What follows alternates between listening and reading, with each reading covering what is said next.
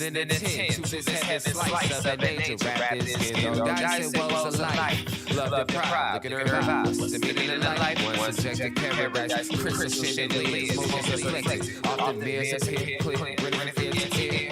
Craving the rain, killing the flame. Close as she draws near, stay there. Remove your underwear, shove it somewhere over there. In paradise, in paradise.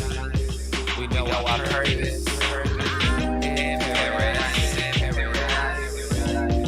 We know what our worth is. In paradise, in paradise. We manifest dreams. In paradise, in paradise. Truth is what you can see. Yes, it is. The truth is what you can see. Hello, everybody, and welcome to this edition of the Unpopular Hour. Of course, I'm your host, Matt Clark, and we've got a crazy show today. My guy, Ben Dillman, High Stick Carrier, I think is going to join me. Drew Hinthorn of HuskerDrewPicks.com has a dentist appointment, so he will not be here. But, of course, he did send his picks in, so we will go over those. Thunder got a big win last night over the Utah Jazz, 2 in a row as a matter of fact. But the big news is that our perennial All-Star SGA was back, and boy, he put on a show, and it was just good seeing him. And now I'm going to start calling him the Big Three, and that is SGA, Josh, and J-Dub, Jalen Williams from Santa Clara. I loved what I saw last night from those three and what they did, and let's just go ahead and go over the box score of what happened. The Thunder just really put on a show. They really did. I mean, I loved everything that I saw from them as far as defensively, offensively. Now, of course, it is. I mean, I'm not going to get too excited because, of course, it was the Jazz. And when they were winning in the beginning of the year, I was telling Drew Hinthorn that I wasn't necessarily a fan of them because I didn't think they were going to do that much anyway. That was just kind of my thought because you've got a hodgepodge of guys, so I really didn't think that they would do, really that much. I mean, that's just me and what I was thinking when I watched that. I'm like, yeah, they're going to do okay, but I just didn't really get overly excited about what I was seeing from them. On the Thunder, however, I was excited about having SGA back and seeing them do what they did. And, of course, the Thunder winning 130 to 119, improving to 30 and 34. Jazz falling to 31 and 34, and we will break down here in a minute what the NBA standings are so you can see kind of what, if, the wins and losses meant a whole lot in this. And, of course, it did as far as the Thunder, as far as tiebreakers. That puts us up 2-1 on them, I do believe. Jazz, 11 of 37 from 3, 48% from the field, 39 rebounds, 58 pips, 16 turnovers. The Thunder, 15 for 38, 50%, and a lot of those threes came with SGA, not on the floor, of course. 42 rebounds, 48 pips, 12 turnovers, which, the first game we beat them, I think we only had 9 or something like that. So we did have more turnovers, but I did like what I saw out of us. Bench scoring, the Jazz outscoring the Thunder 44 to 29, and that was one simple reason why is because the starting five was outstanding. And on top of that, the coach has to start breaking down to where he's going to play. If you're trying to win, and you're trying to make the playoffs, you can't play 12 and 13 guys. You can't play a bunch of G League players, even though he has. The night before, he played Lindy Waters. And, of course, last night he played Jang, and Jang played really, really well. But to me, he's still a project. He's still got a ways to go, even though I do see his potential down the road. But like I said, he was in the G League most of this year because he is just not ready. Now, maybe next year I will give him a grade because by the middle of next year, we're going to know what kind of player he is. Because clearly, you took him before J-Dub, and you can see J-Dub as an immediate asset to the team. And why is that? Simply because J-Dub went to college in America. So he's more familiar with the game and the physicality and the speed and everything else, whereas Jang did not. And the speed of the game and the physicality of the game in America is completely different. So guys over there, they need to come over here and go to college for a couple of years, then figure it out. But when you just draft a guy over there, you're looking to find the next Luka, and he's just special. And those guys from Europe that are like that, that never come over here and play, those are just special guys. But, if you want to waste 3 first-round draft picks for him, go ahead. But like I said, I'm not going to beat him up for now.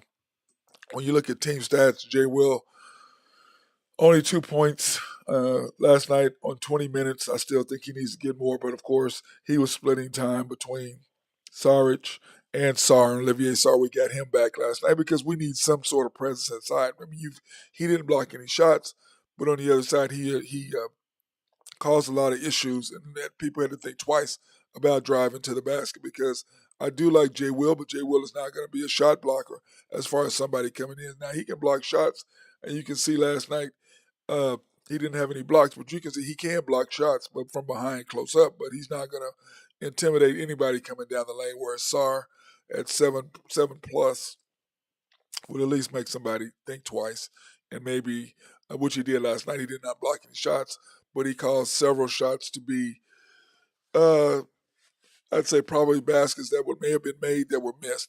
Kind of like what Kessler does for Utah. I mean, he's going to block shots because of his height and his athleticism. So I did like that out of him. J-Dub, great night.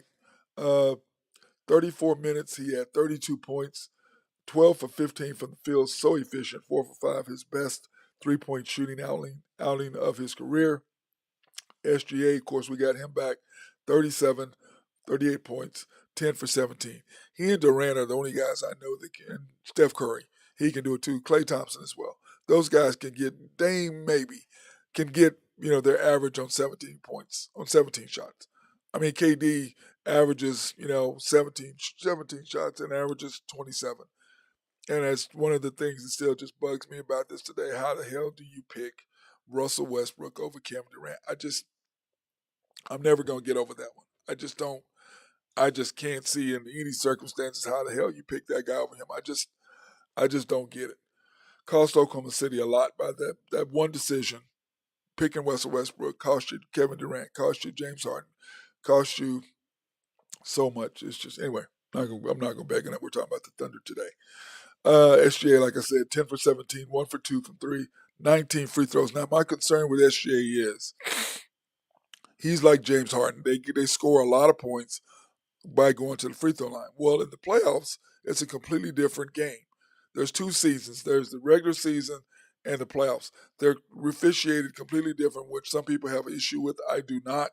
I think that, you can't afford to call it as physical during the season because it's 82 games and people will get hurt and they just can't do it, which is the reason why it's softer now than what it used to be. So my question with SGA is, are you going to be like Harden when you're not getting calls and you're going to sulk like Luka does, which just drives me insane?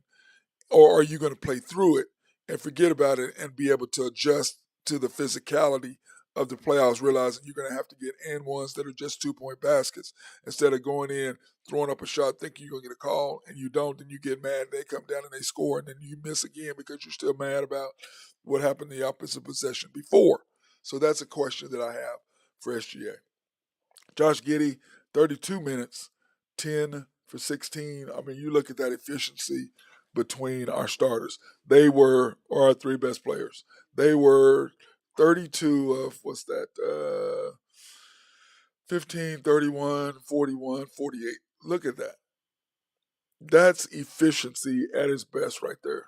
32 of 48. I mean, you can't, that's just crazy good. And then, of course, Dort, 31 minutes, 1 for 9 with 4 points, and 1 for 9 from the field, 0 for 6 from 3. I mean, like I said, he needs to be your 4th option. If he gives me 10 points, I'm golden with that, 11. But the majority of the offense has to come from these 3 right here. Starting with SGA, then I think it needs to be Josh Giddey in that second role.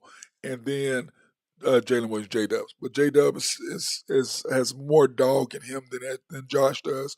But Josh had big plays last night down the stretch, scoring 7 points when they were making a run. And the coach had to bring in the starters because of his rotations and what he does as far as putting people in the game. His rotations just wear me out. But I'm not going to discuss that. Sarich, 14 points, 3 for 5. Not a bad outing, but he is who he is, and he is about 14 minutes a game. Uh, then of course you go down from there, and you've got Sar. You got Jang, 12 points, 4 for 6. And Jang had 20 minutes. He was 4 for 6. Not bad at all. Olivier Sarr, in 11 minutes, he had 2 points. Now, what bugged me about Sarr, he took a couple threes. And that second three, they had to pull him out the game. It's like, look, dude, we're not in here for you to shoot. But once again, that needs to be a message they put with Dort as well and the rest of the team. Look, every time we get in trouble, is when the Thunder start shooting a bunch of threes. You'll have 5 possessions where you shoot 3 or 4 threes out of 5 possessions. That's not who you are. You're not going to make shots. How we win games is by cutting to the basket, moving without the basketball, being aggressive defensively, getting out in transition and staying in the floor of the game, then shooting threes here and there. But when you come down and shoot 3 and 4 possessions of threes in a row, whoever does, you need to pull them out. And Dort does that. And he's going to be the weak link. And until they put a pressure on him to do what he needs to do and put him in his place, the Thunder aren't going to be that successful. And that's just the way I look at it. Isaiah Joe, 6 points, 2 for 7, did not have a good night shooting threes, but he did have a really big three. And it was all started with SGA. They had cut the lead to 10. You bring SGA in, third quarter. You bring him out, in the third quarter. You had these other guys you're bringing in, which was driving me. I was like, why are you putting in Sarge and all these guys in together? Your lineup is terrible. This is a horrible lineup. And they got cut it within 10. They got a steal. They got a turnover. SGA gets on his knees, steals the ball, kicks it to Isaiah Joe, 4-3. Then SGA gets another steal, scores, and gets another 3 and scores. So boom, boom, boom, 7-point run to finish the game out to put us back up 17. Josh Giddey did almost the exact same thing the fourth quarter, which the substitution, the people he had in the game. Then you had to bring in your starters, and Josh knocks down a 3, then hits another shot, then hits another teardrop, which, by the way, our lovely people on the air were like, oh, that's shove is so hard, I can't do that. I'm like, well, I'm sorry if you can't do that.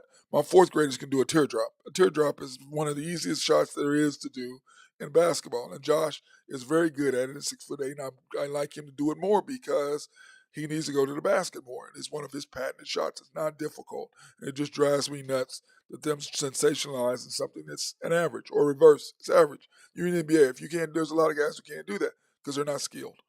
And Josh is skilled. The shot is not that difficult. So now, that being said, in the NBA scores last night, the Suns took care of the Mavs. I don't know if you guys watched that game yesterday, but oh my God, what a game it was. I love to see them in the first or second round or the third round. I don't care. I just want to see that matchup in the playoffs. They don't like each other, and I like that. And Kevin Durant he's just crazy. It doesn't matter who he plays. He's 27 and 12, 27-7. He's 27 points, 7 rebounds, 4 assists, 3 assists. That's who he is.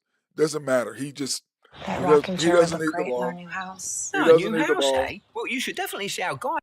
He doesn't need the ball. He can do whatever he wants with the basketball. He is just absolutely amazing with what he does. I mean, absolutely amazing with what he does. He is just insane. He really, truly is. He's just unbelievable. Unbelievable. And we let him go because we picked Russell Westbrook over him. And most of you people don't get it. I just don't understand how you don't see it. I don't get it. But anyway, great win. Hopefully see that again. Pacers and the Bulls, 126, 122, whatever. Warriors, Lakers, I tell you what, AD was AD last night. He was absolutely amazing in whatever he was. I mean, he just got whatever he wanted, did whatever he wanted. And what was he at? In the post. He wasn't out trying to shoot a bunch of threes. And when he's in the post, he's absolutely deadly.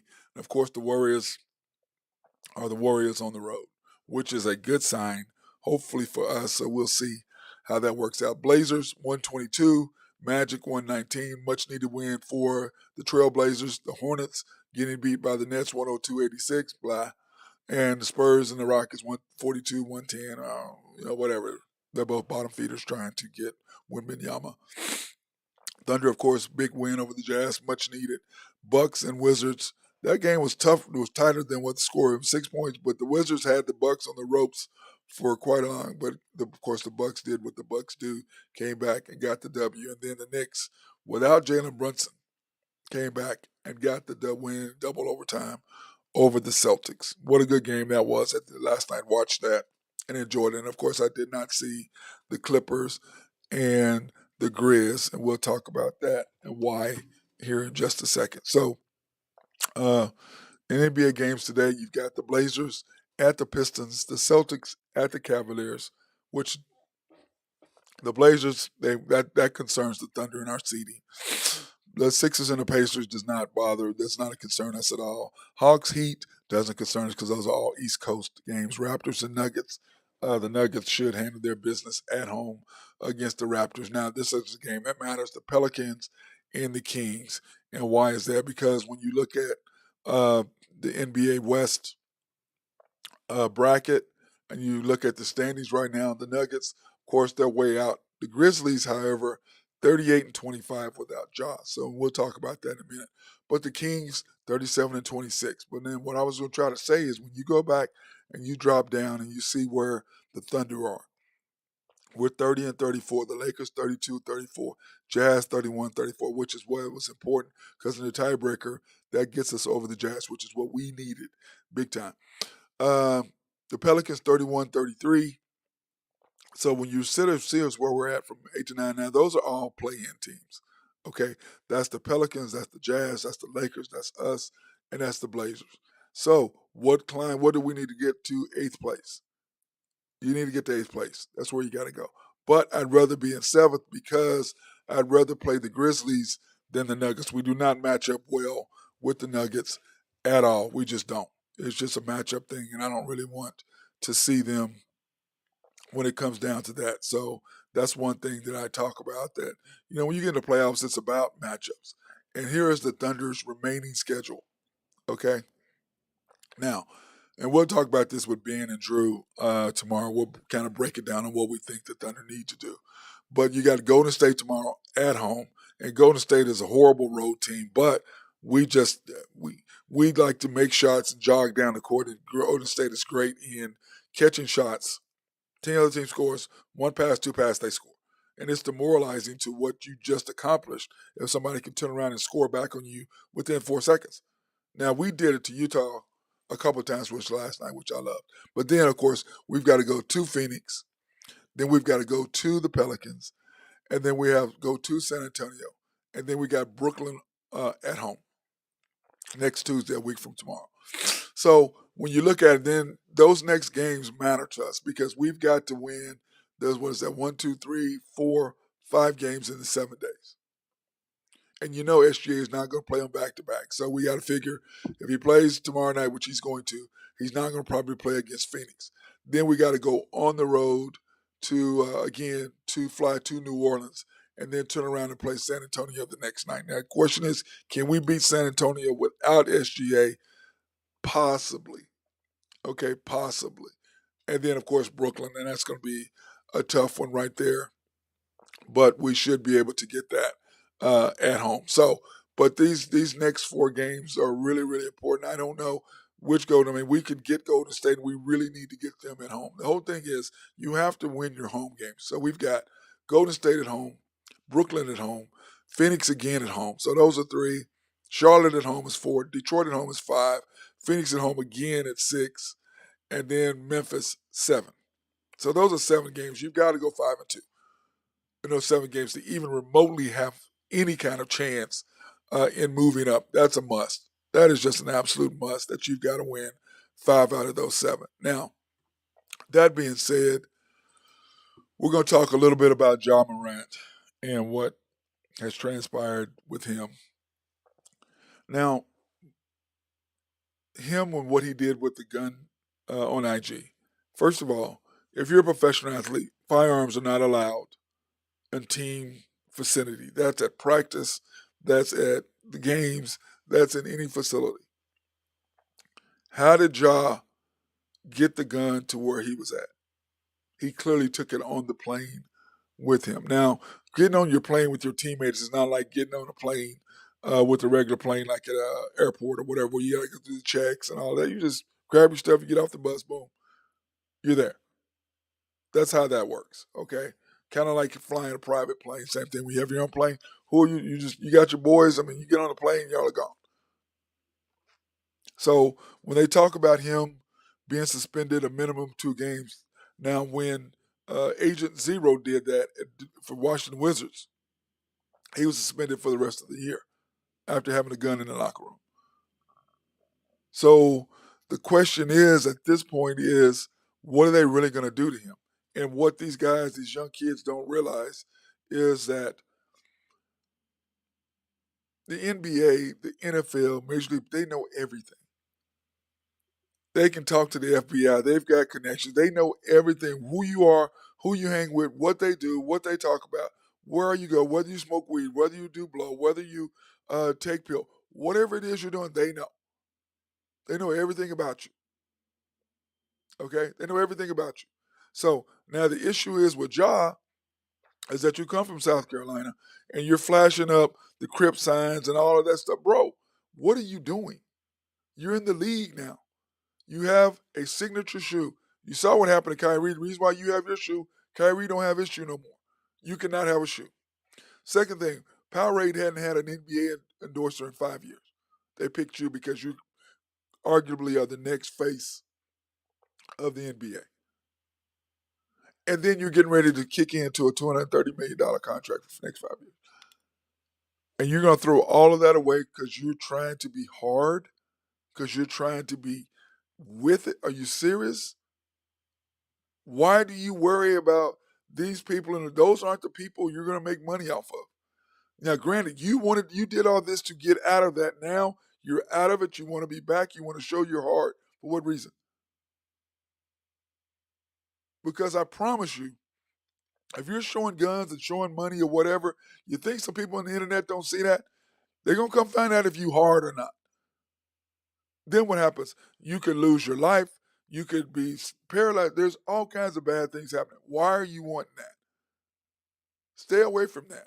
Now, on the other side of that, in the NBA, unlike football, these kids are going 1 year. That's why I say that they should be in there 2 years, minimum. Then you're 21, almost 22, or almost 21 or 22 when you go to the league instead of 19.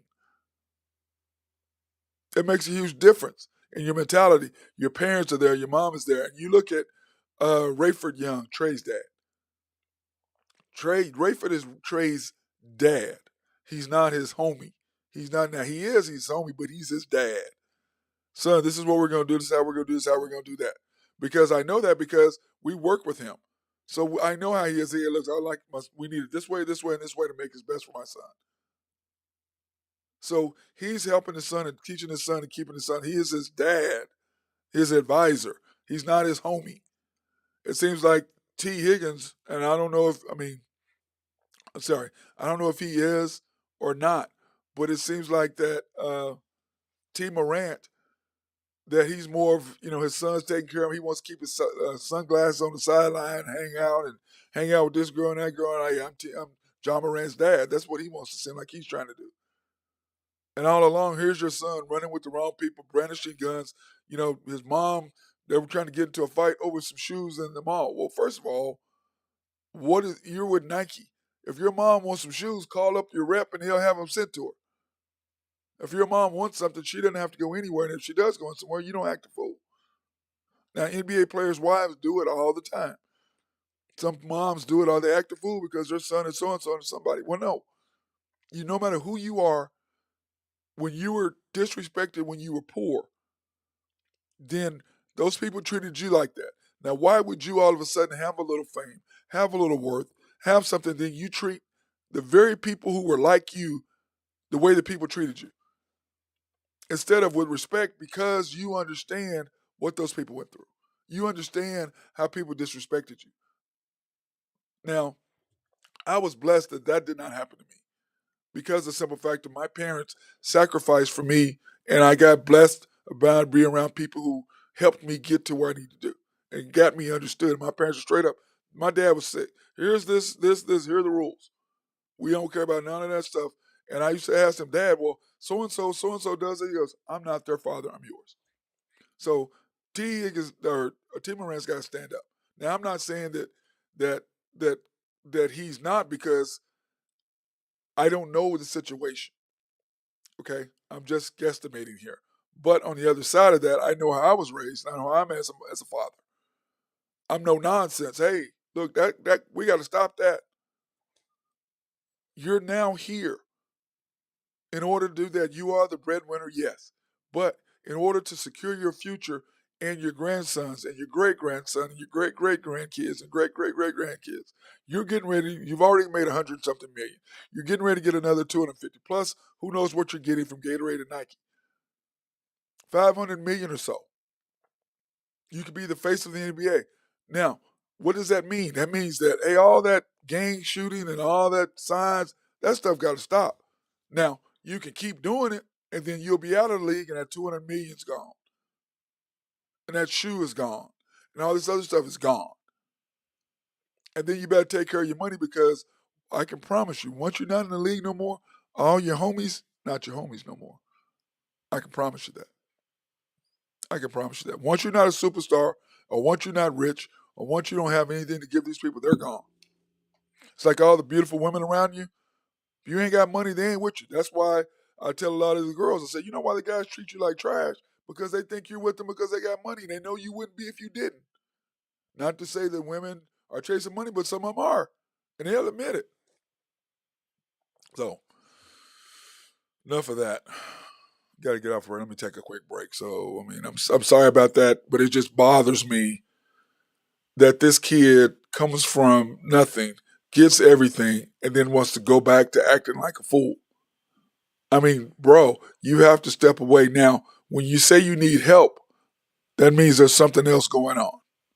But whatever it is, your dad needs to go do that. Now, I see Trey, like I said, Trey Young's dad, I see how he is.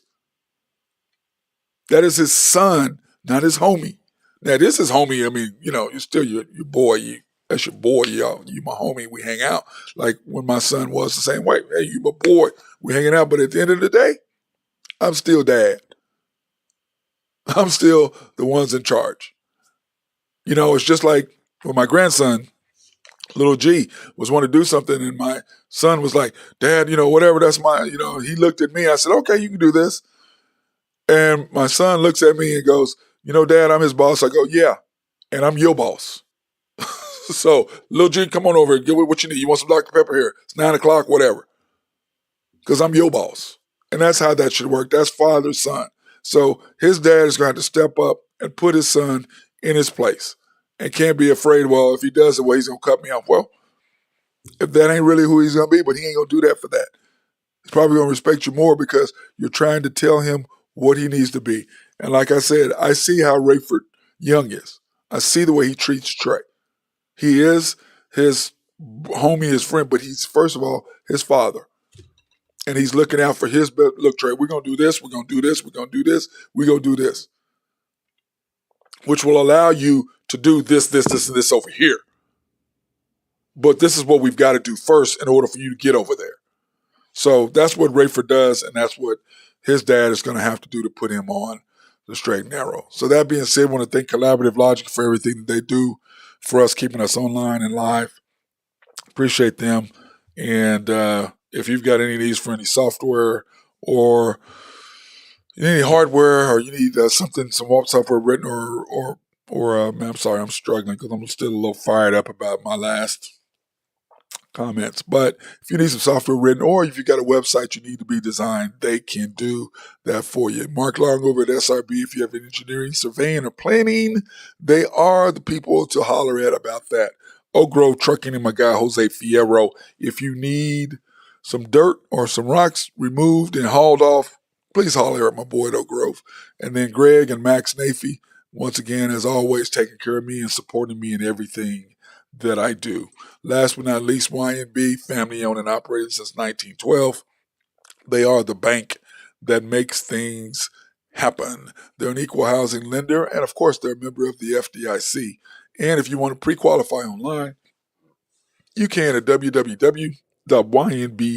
ynbok.com. That's www.ynbok.com. Or you can go in and see Carson Wright, Nathan Taylor, or the Horn Man, Joe Horn, because they pride themselves on being a personal bank. So go in and see the guys over there. And then we also want to thank them for their sponsorship for us to do remote live streams in minority, women, and black-owned businesses in Oklahoma City. Because tomorrow we will be at Georgia's Happy Hog at 712 Corbeson Drive. If you've never been there, and it's fantastic. Love that place. So anyway, go over there and check it out. Check out those guys out there at UConn. And then, of course, there's multiple locations that you can check them out at. And for me, I prefer to go to the main bank, which is at 401 M. But they do have other locations that you can go to. And like I said, that's the one we always do the show at, which is the main bank. Or you can go to YNB East, which is 235 South Yukon Parkway, which is really right off of 66 or 39th Street there in Yukon.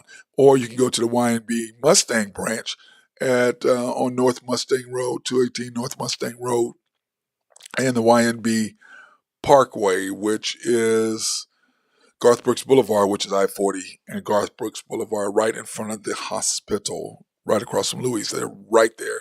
Can't miss them. And then at YNB Peoples, which is my bank that I go to on 23rd, which is between MacArthur and Rockwell on 23rd there in Bethany. That's the one that I always go to because I'm not trying to drive to Yukon unless I have to. If you live there, it's great. If you live in surrounding areas, it's great, but that's what I kind of try to do myself. So, that being said, hello, my boy Ben Dillman, High Stake Harry. How you doing, bro? You hear me, Ben? I don't know what I can see him, but I don't know what happened to him. I don't know what happened to my dude. He was there, and then now he's not. But anyway, Big 12 scores this past weekend was some big deals. Oklahoma State had to have a must-win this weekend because of the simple fact that if they wanted to get into the tournament, they were going to have to get a W. And you can see that they did, and I love what I saw from our guys this weekend, winning over Texas Tech at Tech 71-68. Of course, KU got smashed by Texas, which of course it did not matter because KU had the number one overall seed in the Big 12. Iowa State smashed Baylor 73-58. Kansas State got beat by West Virginia. And West Virginia, I say it's still to this day, I think it's the scariest team. OU took care of business over TCU. That team just scares me because I don't know what the hell team I'm going to get out of OU. I don't have a clue. I don't really know what's going to happen with them. When you look at the Big 12 bracket on Wednesday, which is when everything starts, you got West Virginia and Texas Tech playing each other.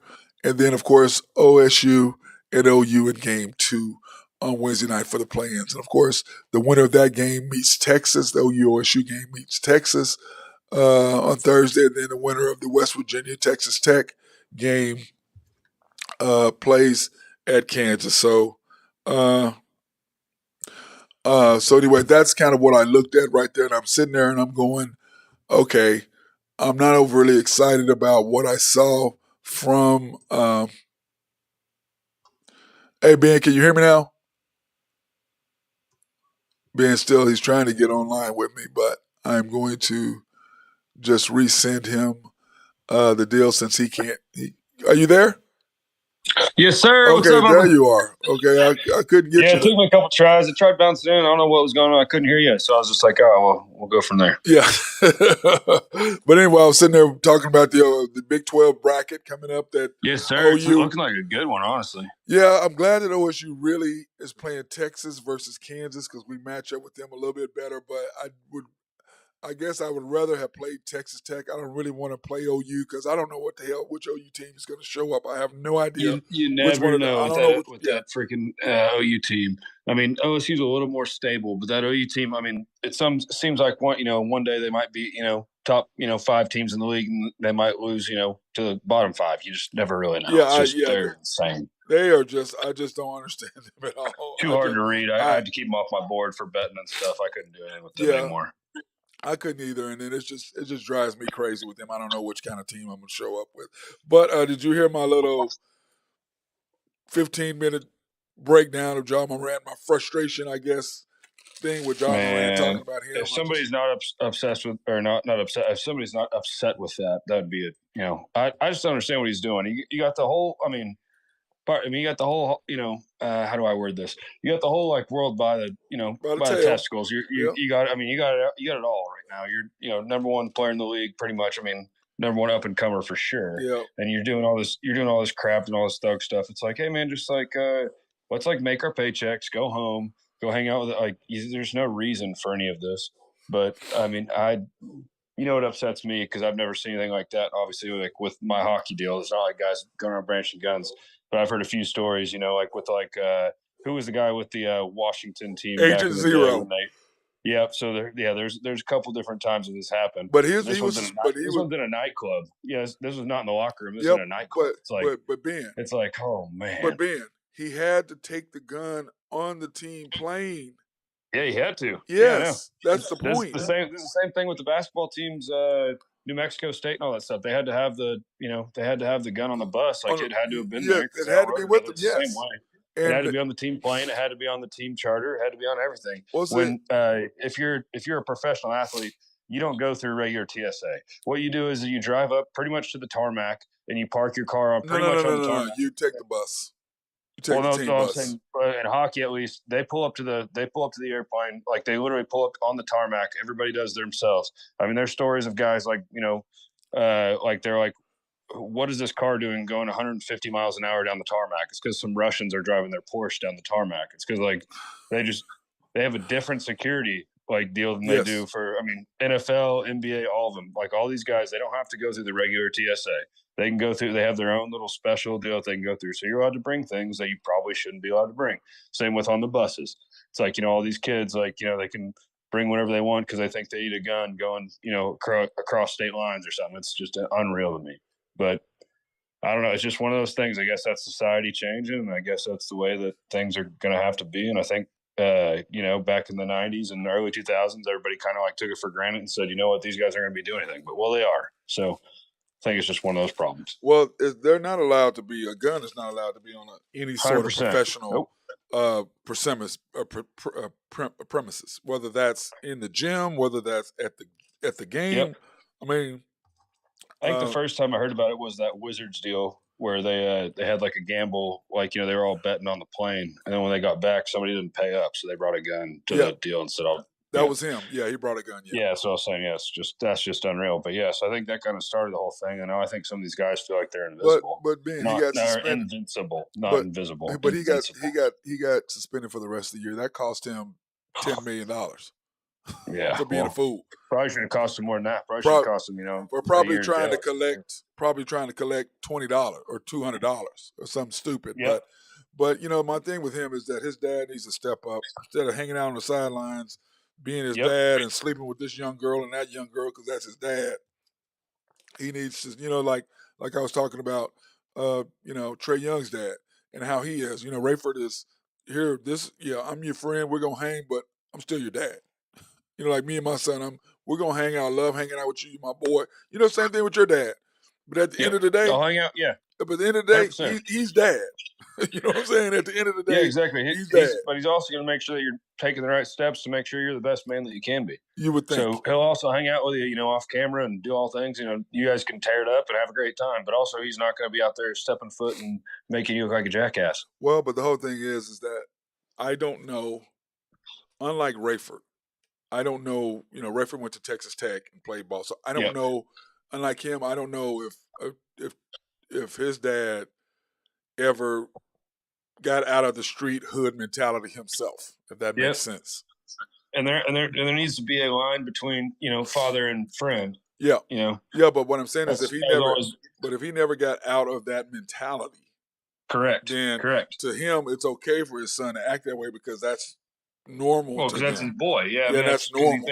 He thinks he's one of the boys. He needs to realize he's his father. He needs to realize that's what he needs to be taken care of. They were showing videos of him being on the sidelines. Somebody saying something. He putting his fingers like pointing at him, like I'm gonna shoot you later. Well, dude, you're on the bench. What are you doing? Yeah, it's crazy. I just don't understand it. It's kind of frustrating. Oh no, I'm with you. The whole thing just it pisses me off because honestly, I would love Ja to be the next face of Face the of the NBA. NBA, yes. But that was the whole thing he's right there, but he's literally just throwing it down the drain. It's like he's trying to drop the bag. No. He's not trying. He doesn't think. He thinks he doesn't. He's not. He doesn't have anybody getting him to understand this is where you're at. To him, he's hood. He's now I'm rich. I can do whatever I want. That's their He's mentality. about to not have a shoe. They're about to. I guarantee they're about to start taking all that crap away from him. They took Kyrie's shoe and gave it to him. Yep, and then he's about to lose that. He's about to lose that too, and Powerade. And they just had his dad on Powerade. He was one of their first. They haven't had a person in a long 5 years. time. 5 years. 5 years. Yeah. See, that's yep. 5 years. I don't like that. I really honestly used to. I mean, I liked him a lot. I mean, I still do. I think he's a great talent, a great player. I just think he needs to change his outlook on I guess the world. Well, the whole thing is he's going to have somebody step up and lead him the right way. Somebody needs to smack him in the mouth and tell him, "Hey, happen. That's what's going to happen. You're about to throw away $500 million. That's exactly what you're getting ready to do, and you're going to end up in jail and broke." Yep. So, but let's go ahead and thank our boy Drew Hinthorn of Husker Drew Picks. He's got Gonzaga -14 tonight. That seems like a lot of points, but they must be playing at home. I don't know. Drew's not here to go through his picks, but if he's picking them, we go with them, right, man? That's what we do. Yeah. And then BYU +7. Now NBA, I follow him more with NBA than college, but he's got the Heat -2 tonight, Celtics +6.5, and then the Sixers and Pacers over 232, which I kind of agree with that because if James Harden and Embiid can do what they did, replicate yesterday, they'll be fine with what they can do. What they did. I do like that Celtics picks at the +6.5 against the Cavs. I mean, I know it's in Cleveland, but I think the Celtics. It's about to be playoff time, playoff push. They're going to start coming through, I believe. Well, so I do like that. I do like that pick a lot. Well, I think he did that because the Celtics played last night and lost in double OT. Yep, and that was a hell of a game. A hell of a game. And then that was a good watch for sure. Yeah, the Suns and Mavericks was really a good game yesterday. I watched that. Love that. Yep. No, there was almost a good fight in there. Luka going up against Booker. Some good little tilts there. I love that. Said that, what he said, we don't like each other. They don't like each other. That's who I want to see. I love that. I want to see them in the playoffs. One of them against each other. I would love to see that. Now, in NFL news, you sent us a text talking about Derek Carr to the New Orleans Saints. Contender, yay or no? Oh, I think that instantly shoots them up a little bit because I think if they didn't already, I believe that they're going to franchise tag Josh Jacobs. So they got their running back, they got their quarterback, and they also have Devontae Adams. And I think that's just a great start. No. He's at the Saints. Oh yeah, to the Saints. I apologize. Saints, yes. So I was thinking of the you're talking about Vegas, the Raiders. Derek Carr, yeah. To the Saints. So them over there, right? You got Kamara. Yep. You got a great defensive line. Yeah. You got. I mean, I don't know how healthy Michael Thomas is and what his situation is. He's been in and out the last few years, but honestly, I still do think he's probably a top 10 wide receiver in the league if he's healthy. So I think with them over there on that side, I really do like it, especially with their playoff division with the Bucs. Losing Brady, different things like that. I really do like that playoff push there.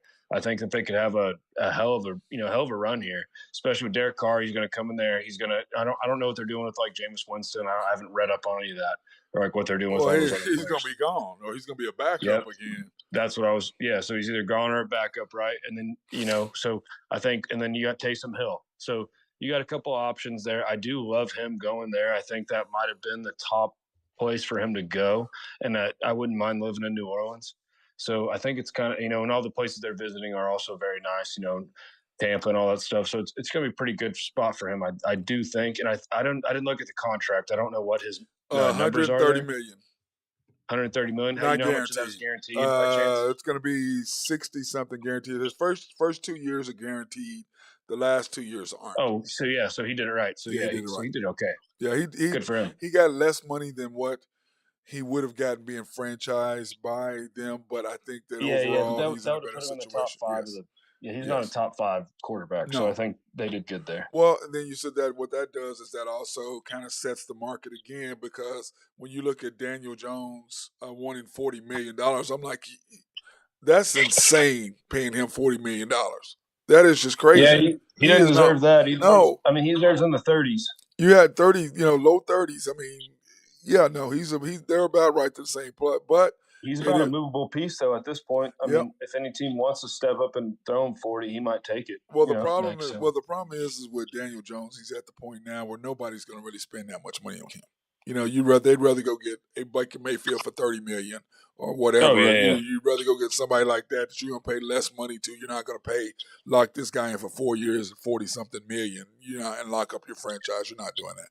Now, speaking of that, the Baltimore Ravens gave the non-exclusive tag to Lamar. Oh, that is a weird deal to me. You know the difference, yeah? Yes, so I know. Yes. It's the difference is that they're saying we don't think you're worth what you want, and if you can go out and find somebody who can pay you what you want, then by all means go get that.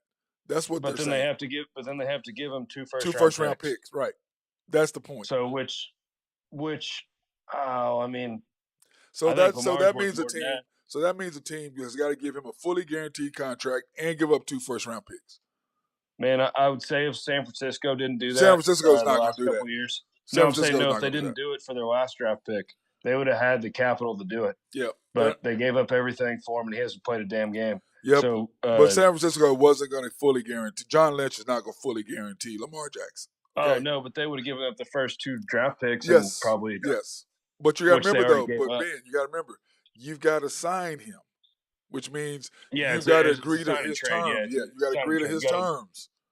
Okay? And he wants a fully guaranteed contract. There's going to be a team like the Cleveland Browns did last year that nobody's giving him. There's going to be a team. Ben, I just think the unexclusive tag was a poor nobody's going to give Lamar. You got to do the exclusive tag. Nobody is going to give him a fully guaranteed contract. Nobody's doing that. And the reason why is because they're already mad at Jimmy Haslam for doing that. So now why would another owner come in and do that? Because then now you're screwing yourself and every other owner for the future. Yeah, Jimmy already screwed everybody. No, he hasn't yet. But if the next owner does exactly what he did, then yeah, they're screwed. What Lamar was turning down was more guaranteed money than any other quarterback.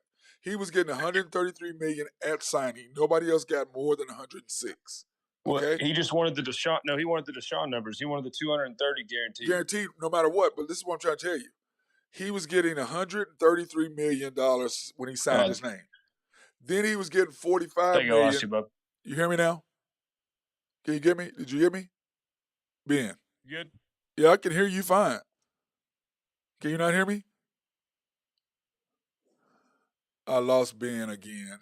I'm going to try to send him a new Zoom. But anyway, what I was trying to tell him and what I was trying to tell people is that the way that it works is that Lamar was getting 100 and I lost you, Maddie. You got me now? Lamar was getting $133 million as soon as he signed his name, which is more than anybody else was going to get. Okay, first of all. Second of all, he was getting the next year for the salary, which was 40-something million, 45, I think is what it was. Okay, so he was getting that.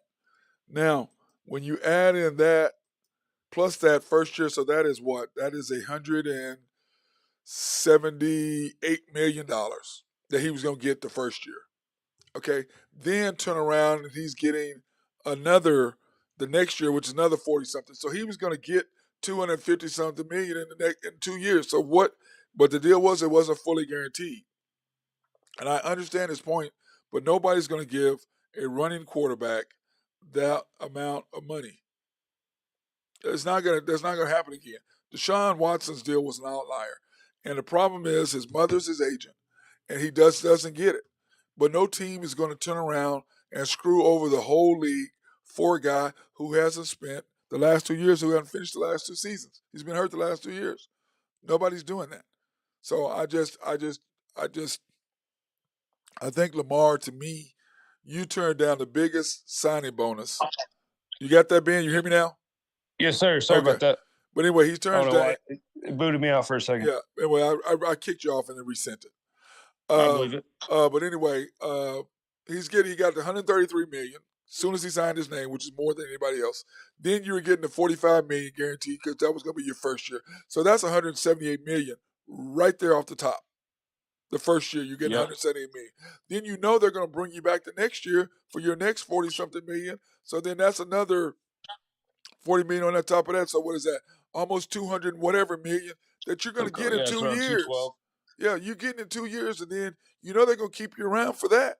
So, I mean, so now what do you want? Another year, a little bit more than him? I mean, dude, they're not going to get rid of you. And you're getting more guaranteed money up front as a signing bonus than anybody else got. But once again, and what does it do for the future, though, right? So, like, I mean, clearly, if they do franchise, they can franchise it one more time too. They'll do it again one more year. Yeah, they can do it again, but like, what does that do to your relationship, right? Well, no, their relationship. That's why they did it. They're like, look, we're not going. What they're asking for, we're not doing. We've been more than fair of what we're doing. That's why I tell people, 133 million. The most anybody else got was 106 signing their name. That's a lot of dollars. That's a lot of dollars when you sign your name. Then that first year, so the first year, you're getting $178 million guaranteed money. The first year. That's what you're getting. Okay? 170 guaranteed your first year. That's what you're getting. But what's happening is now the NFLPA is trying to slide in their bin because they're trying to get where they get the fully guaranteed contract because they understand what's happening. If they can get him set for another fully guaranteed, then they can start moving to other players. That's what they're trying to do. Okay? Yeah, I mean, I get it. And as an NFL owner, you got to remember now, don't get your heart in it. You're an owner. Okay? So you understand that if you do that for him, then what's that going to cost you later? Because look at culture running into. Okay, like for example, what the heck? Like, look at the Vikings. They had to get rid of Eric Kendricks and his $9.5 million that he was going to cost them this year. If his money was guaranteed, they still got to pay him. You see what I'm saying? So why, as an owner, would you do that? Now Haslam did it because they. That's what I'm saying. They're not going because the domino effect of what they're trying to do. The Players Association is trying to turn football into baseball and basketball, where everybody's contracts are fully guaranteed. You see what I mean? Yeah, do you blame them? No, I don't. But I'm just saying the owners aren't going to do that. That's why the Ravens are saying. No. That's why the Ravens are go, okay, go out there and see what you're going to get. Yeah, I honestly think the MLB and the NBA, like Owners Association, like their owners, I think they give up too much. So now these players have too much power. So that's exactly what. Not in a bad way. It's good for them. Like, that's great. Like, I love seeing that for the players. I love seeing them be able to control the, 100%. I guess the field and the court of the narrative. 100%. I'm with you there. 100%. But like, also, if you're the owners, you can't give that up. You can't give that up. There's something. There's a reason why, all contracts aren't guaranteed in some of these other leagues. Yeah. And I do understand, but also I think there needs to be a, balance of power. You can't that's what the reason for, for the NFLPA and the NFL Owners Association. Like, there's a reason why they have these battles and these meetings, but and there's a reason why they haven't given up too much. I think it's because the NFL are smarter than some of these other leagues. There's a reason why they make more money than all the other leagues. Yeah. And I think that, their different, outlook on life and the way that they should be handling things is probably the way that should be done. And I think some of these other leagues are too quick to jump to these, TV deals and all that stuff. I think they're like, oh, you're offering us this much, we'll take that, and we'll drop off some of the player stuff. And I think, I don't know. It's going to be some of these leagues might have, they've just kind of done it the wrong way, and I think the NFL has done it the right way. And there's a reason why there's arguments there. Yeah, they're not. The NFL is not going to. That's what I'm trying to tell. Nope. That's why the Ravens are doing what they're doing. They're like, look, nobody's going to give you what you're asking for, and they know that. Exactly. No other owner is going to do that.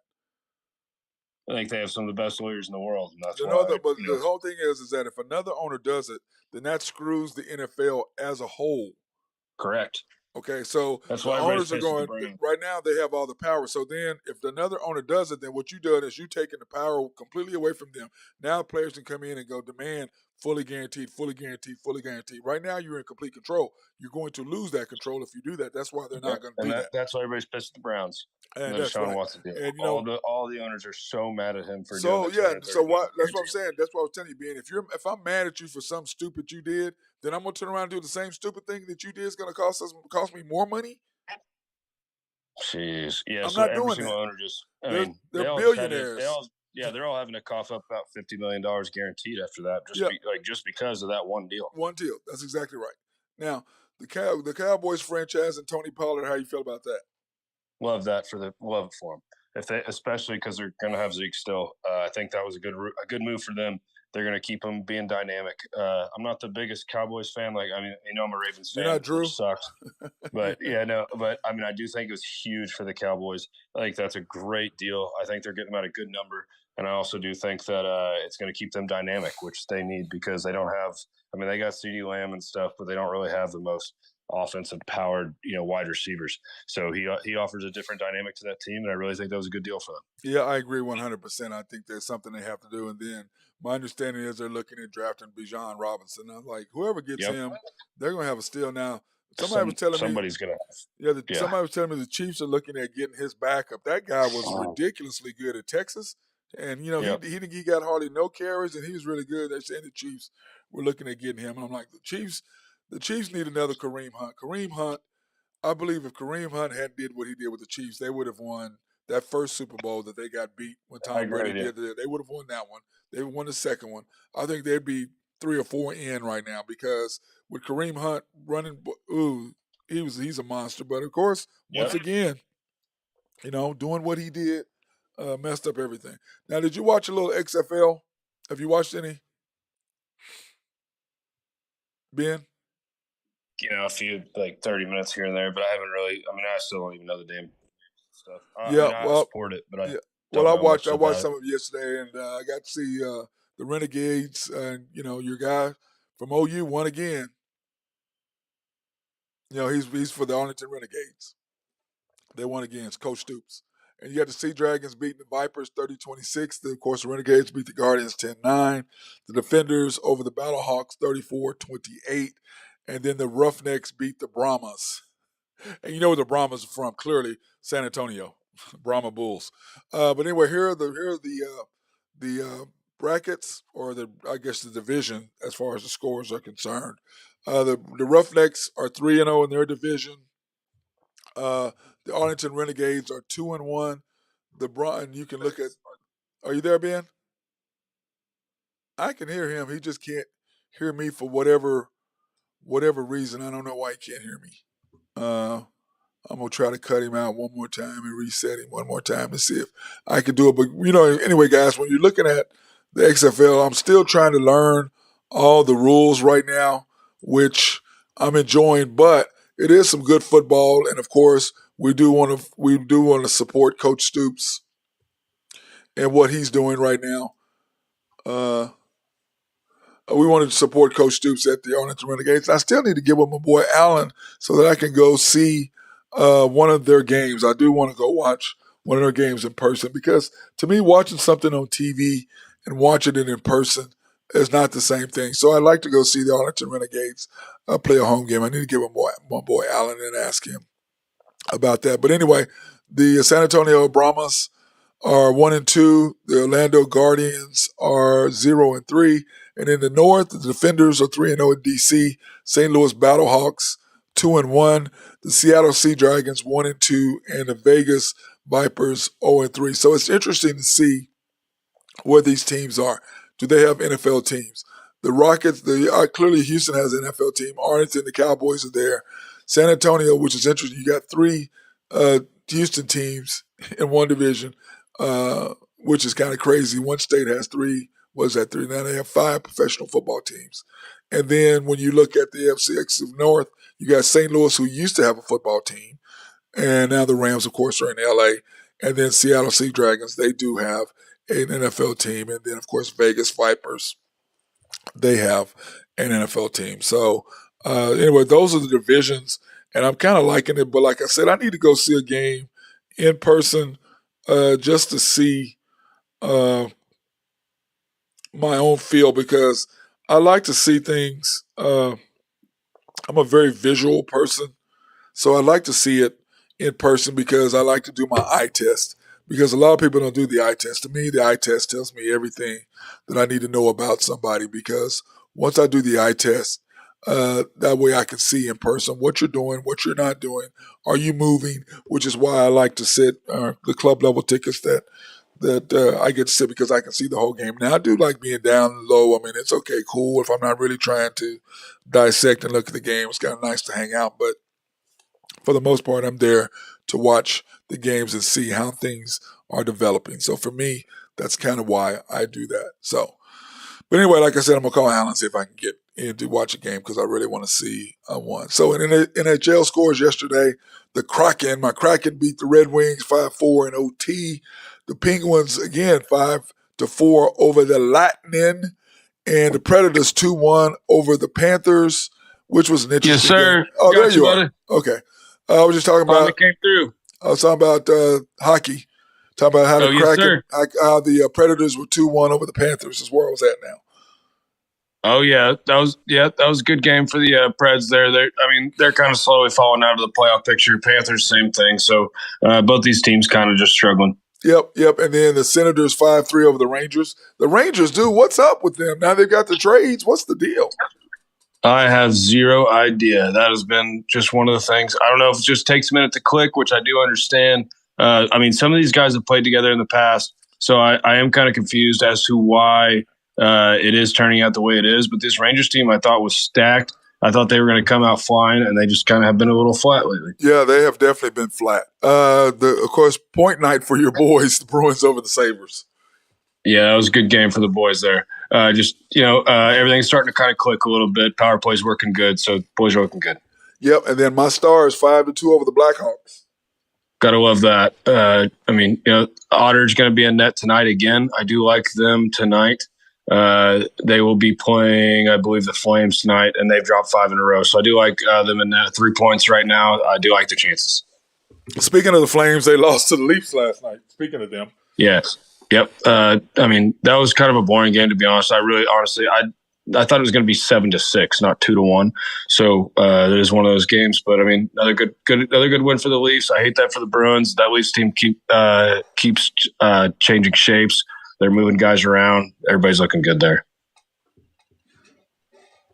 So in other words, their rotation is good. Of course, then the Wild. Yeah, they're just the full. Yeah, they're full. And then the Wilds are over the Canucks. The Canucks 2-1. Yep, that's 4 in a row there for the Wild, so they're looking good. They still got Marc-Andre Fleury in net. They had a little bit of depth over the trade deadline, but other than that, I do like them come playoffs, but I don't like them to win the cup. But they're going to be a contender for sure. Then of course Drew's Blues 6-3 over the Sharks.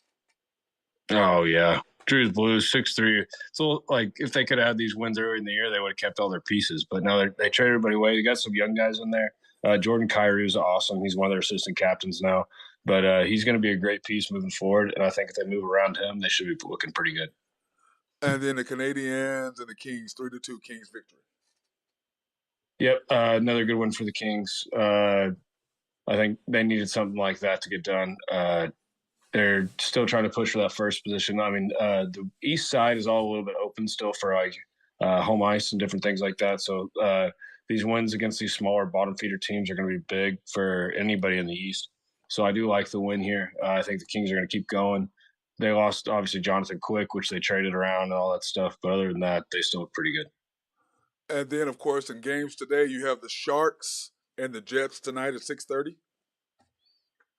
Yeah, the Sharks and the Jets. I do like tonight. The Jets have been really shaky lately. The Sharks have been trading away all their pieces, but I do think the Jets is going to be one of their get-right games. They were right on your Stars' heels all season. Now they're 7 points back, so they need a few wins here. They're 3-6-1 in their last 10. I think this might be one of them. Yeah, they definitely got to get one. And then the Oilers over the Sabres, or excuse me, the Oilers playing the Sabres tonight. Yep, I go over a 6.5 tonight. I think McJesus is probably going to go. That's a lot, isn't it? 6.5, yeah, but not for this Oilers team. They might score 7 on their own. So if you look at the league's leaders in points, Connor McDavid is 122, and then his line mate Leon Draisaitl is 96. There's nobody else until 88. So they're the top 2 highest point getters in the league. They're going to go out here and they're going to get some points tonight. I imagine them both to have 2 tonight at least. And the Sabres, I would almost bet Tage Thompson will get a goal for them. Right. So it should be a good night. I think it'll be a lot of high-powered teams. These guys are both trying to prove they should make the playoffs, both these teams. So I think it's going to be a tough physical battle. I think there's going to be a lot of goals. Yep, of course, the Flames and Stars. We just talked about that. Senators at the Blackhawks. Yeah, I would say this would be the who cares game of the night, but the Sens will not go away. They're literally just like the Coyotes. They just kind of like stick in there. They're annoying as hell. They're just, they're still competing every night, which I mean, you love to see. There's no tanking in the NHL, but they're right in there for a playoff spot. If they string together a couple wins, they could even make the playoffs here. That's impressive. Yep. And then the Predators and the Canucks tonight at 9:30. God, that's a late game. These are 2 late games coming up. Yeah, they're both the Western Conference sometimes. I mean, all the way in Vancouver, BC, it's going to be, it's usually a 9:30 or 10 o'clock start for us. But yeah, Preds should have a win here, but you never know. Both these teams are sellers right now, so we'll see. Yeah, and then, of course, rounding out, you got the Kings, the Capitals visiting the Kings tonight. Yep, the Caps are the first one out of the playoffs if you were to stop it the season right now. So, I mean, that sucks for Ovi. But, I mean, I do like the Kings' money line tonight. I think it was minus 135, if I believe. But I do like Ovi to score a goal. He had 2 nights ago. So that should be a good one. Yeah, it's been a crazy weekend this weekend with all the stuff. A lot of good sports and a lot of things getting ready to come golf, up. too. Good golf. Yeah, golf was hey, Arnold Palmer was great last night coming down the stretch. Oh, do you ever remember that? Did you ever watch that commercial back in the day on ESPN? And it was like they're all like, remember those commercials they used to do? Yes. And he like walks over and he like grabs like half tea and then half lemonade and walks off. And they're like, that was awesome. Yeah, ESPN. I'm sad that they stopped all those commercials. Like I don't know why they stopped. It was so good. I don't know. It was just good because they had Tiger and everybody walking through. LeBron James. They had everybody. They had everybody doing like side butt kicks. Yes. They had like some of the hockey players in there. They had everything. It was hilarious. That just tells me they changed advertising agencies. That's what that means. Yeah, that's what that means. That was good stuff back in the day. Yeah, those were good things. Stuart Scott is classic stuff. But they don't. You know what? I don't think they have the personalities that they had back then to do. All these guys are kind of just TV people now. They're not like how they used to be. Yeah, they let go a lot of their talent and sent over to Fox, but still, it's just good. But anyway, brother, yes. Yep. Well, anyway, I'll see you tomorrow. Now, tomorrow, we're gonna send me your hockey power rankings because I know they probably changed. Will do. By then. I'm gonna do my NBA rankings as well. Excellent. And then so we're going to do those rankings tomorrow, and then we're going to go over so Drew can be also. I think another reason why he didn't want to come on is because we're talking about the North Carolina Duke. He didn't want to talk about that either. He wasn't ready. I don't think he was ready. He faded out. Oh, I got to go to the dentist. Okay, Drew, whatever. You could go in the morning, whatever. I got a rag on him. You know this, man. I got to. All right, my brother. Peace out. Be safe. All right, brother. You have a good one. Cheers. Yep, that's my guy, Ben Dillman, High Stick Harry. Appreciate him coming on. Like I said, we missed Drew Hinthorn of HuskerDrewPicks.com. But like I said, go to HuskerDrewPicks.com. Check out his picks if you got a chance to miss them. Or you can go back and watch them on our show. And if you've missed it, then you can go to www.mcsportsnetwork.com and click on it and rewatch the show. Or you can go to YouTube, search the Unpopular Hour - Matt Clark, and it will pop up. And remember, subscribe, like, and hit the notification button. As well as, if you want to, you can do for After the Storm, which is our Thunder post-game live stream analysis. That being said,